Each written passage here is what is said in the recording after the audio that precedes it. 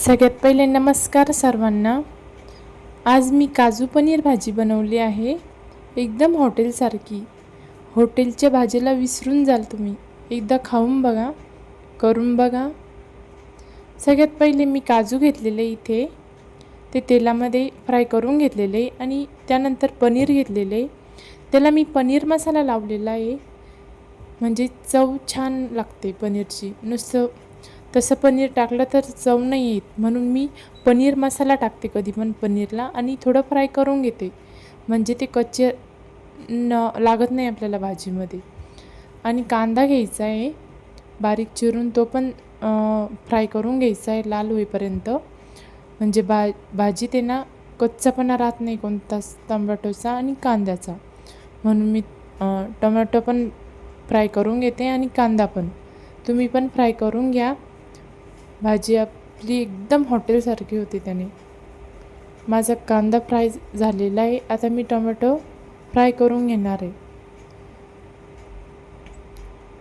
त्यानंतर आपल्याला लसूण, कोथिंबीर, आलं आणि कांदा, टोमॅटो हे चारही पण आपल्याला मिक्सरमध्ये एकदम बारीक काढून घ्यायचं आहे.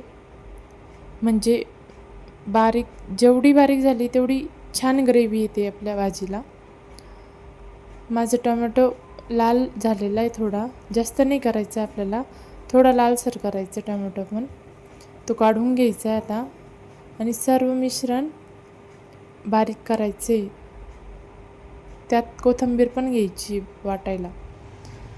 आता मी तेल टाकून ते मिश्रण बारीक केलेलं परतवलं आणि त्यात हळद, तिखट, प्रवीण मसाला आणि पनीर मसाला टाकून फ्राय करते. खाली चिटकू नाही द्यायचं आहे मसाला, हलवत राहायचं आहे. बरोबर भाजीला आपल्या पेस्टला तेल सुटलं की त्यात पनीर आणि काजू टाकून घ्यायचे.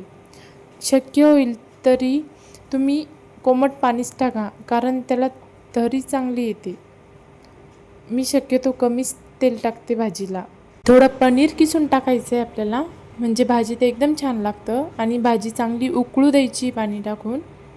माझी रेसिपी आवडली तर सबस्क्राईब करा. थँक्यू.